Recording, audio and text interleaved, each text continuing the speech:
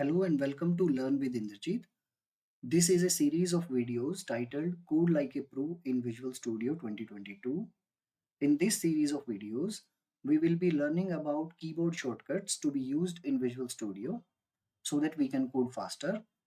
In today's video, we will be learning about navigation and scrolling shortcuts using the control key. So let's jump over to Visual Studio. So while navigating, right in the line, we press the right arrow key and it moves the cursor character by character. Similarly, to move left, we press the left arrow key and it moves the cursor towards the left character by character.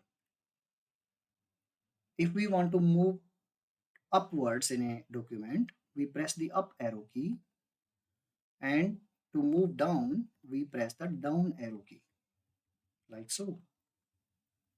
Now, to move faster in a line towards the right direction, if we press the control key and then press the right arrow, see, it moves word by word in this case. And the same goes for the left arrow key. When we press the left arrow key, it moves to the left word by word. And it is a bit faster.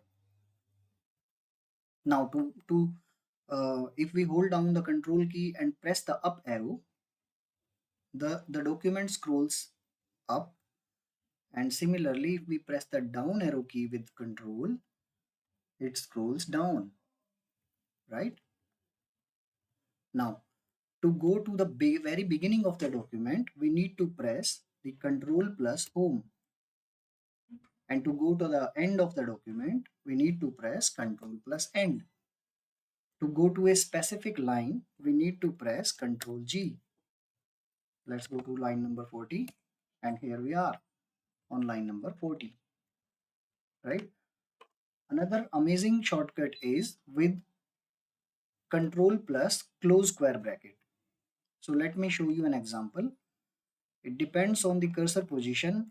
When we press the control and closing square brace, it shows the pair of enclosing things. Like in this case, it is showing a pair of enclosing quotes.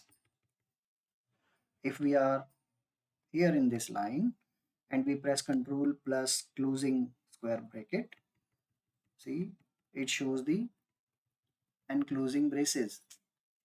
If we are here in this code and we press the same key again, it shows the pairing code block, the curly brackets, right?